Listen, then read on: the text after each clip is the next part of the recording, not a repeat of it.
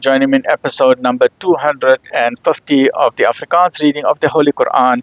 En ons is nou bezig met die Heilige Quran bij Imam M.A. Baker. Auzubillahi minash shaitani rajim. Bismillahirrahmanirrahim.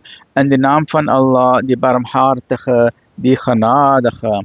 Episode 250, hoofdstuk nummer 16, die bij, the bee, bzz, en Surah 16, Surah An-Nahl.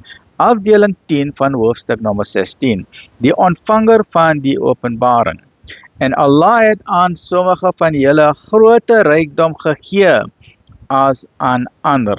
Maar hulle, aan wie hy meer gegee het, gee nie van hulle besittings aan diegene wat hul regterhand besit, sodat hulle gelyk kan wees nie. Sal hulle dan die guns van Allah verloon? En Allah het uit julle self eggenote vir julle gemaak en deur hulle seuns en dogters aan julle gegee en julle van goeie dinge voorsien. Sal hulle dan in valse dinge glo en die guns van Allah verloon?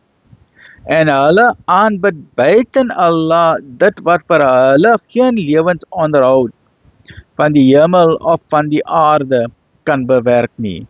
Ook besit hulle geen mag nie.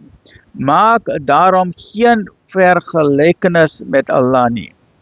Voorwaar Allah weet en julle weet nie. Allah self vertel hierdie verhaal. Daar is 'n slaaf wat aan iemand behoort en geen gesag uitoefen nie. En daar is iemand aan wie ons 'n groot lewensonderhoud geskenk het, sodat hy daarvan heimlik of openlik kan bestee. Is die twee gelyk? Allah lof kom Allah toe. Alle lof kom Allah toe, alhamdulillah. Nee, die meeste van hulle is onkundig. En Allah verduidelik deur die verhaal van die twee mans. Een is stom, oefen geen gesag uit oor enigiets nie en is 'n las vir sy meester. Waarin hy hom ook al stuur, hy bring niks goeds terug nie. Kan hy dan nie gelyke wees van hom wat geregtigheid voorstaan en wat op die regte pad wandel? Hulle kan nie dieselfde wees, né? 250, 251.